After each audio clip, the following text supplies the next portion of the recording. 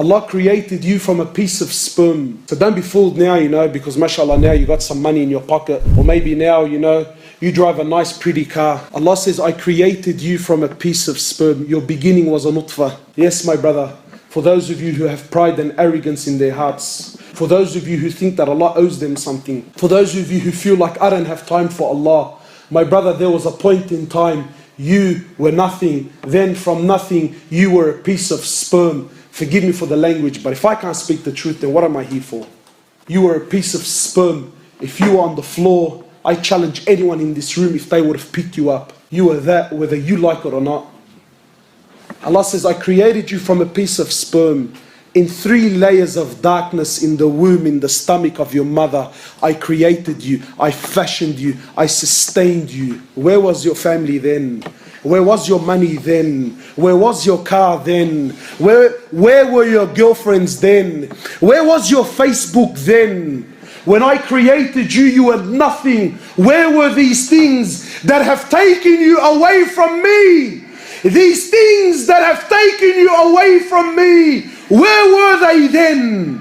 For 9 months in the womb of your mother, I sustained you with no money, with no factory, with no science, with no companies, with nothing. I sustained you for 9 months.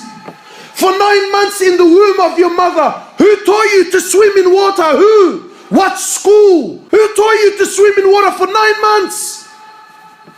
Allah. And then after 9 months,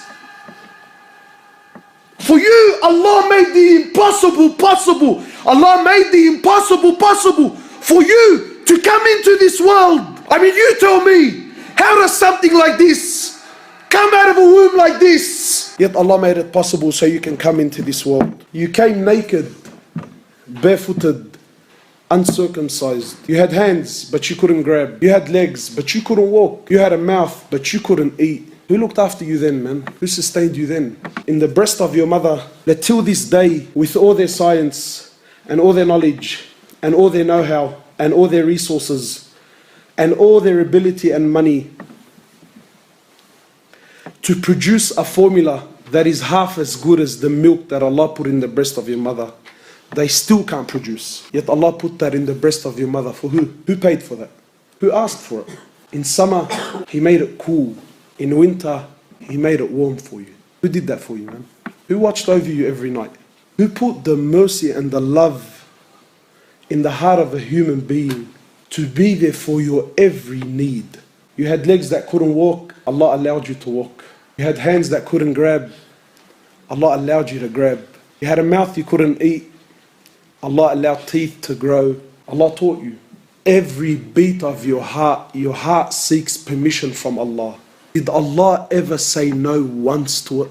Something like 100,000 beats a day. Did Allah ever say no once? Every breath you take, your lungs seek permission. Did Allah ever say no once? Even when you were doing haram, even when you were committing zina, even when you were displeasing Him, even when you were sinning, even when you were doing wrong towards your own self, harming your own self, doing that which clearly Allah doesn't like, clearly which Allah made haram. Even then when you were doing haram, your heart still had to seek permission from Allah, and Allah still granted it.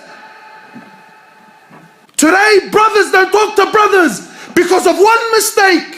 Men are divorcing women because of trivial things. Did Allah ever say no once? And now, my brother, because you can walk on your own, and you can talk on your own, and you can grab on your own, and you can make a little sandwich for yourself, you don't have time for Allah? You're busy? I don't need this?